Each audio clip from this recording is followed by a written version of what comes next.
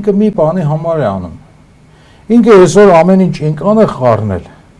որ այս վիճակով ինքը այլևս չի կարող շարունակել։ Դա կլինի ներքին քաղաքական կյանքում, թե արտաքին քաղաքական կյանքում։ Ինքը ուղղակի չի կարող շարունակել։ Եվ այստեղ իրան պետք է խոշոր լուրջ ցնցումներ,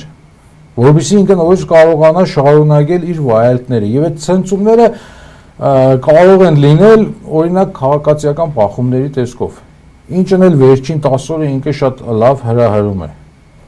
Ընդ որում դա ինքը անում է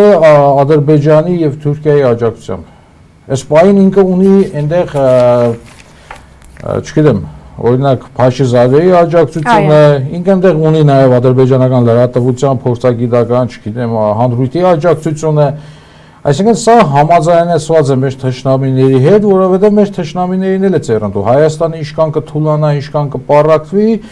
այնքան Հայաստանը վտանգ չի ներկայացնի եւ այնքան հեշտ կլինի առհասարակ մեզ բնաջնջել։ Եվ ավելին ես ձեզ ասեմ, այսօր Փաշինյան Նիկոլը ինքը մեր հանդեպ իրականացնում է ցեղասպանություն։ Ուղղակի այլ տեխնոլոգիաներով եւ այլ միջոցներով։ Այ այդքան թմրանյութերը, որոնց լցված է մեր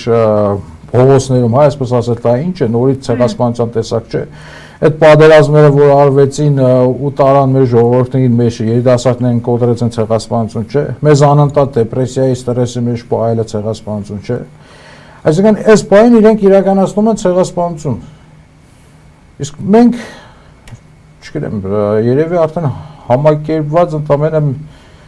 շատ քիչ տոկոսն է, որ դեռևս պայքարում է, կռիվ է տալիս ինչ-որ բան փոխելու համար։ Մյուսները ուղղակի նստած սպասում են, թե այդ գելոտինը երբ է հասնելու իրենց դռներին։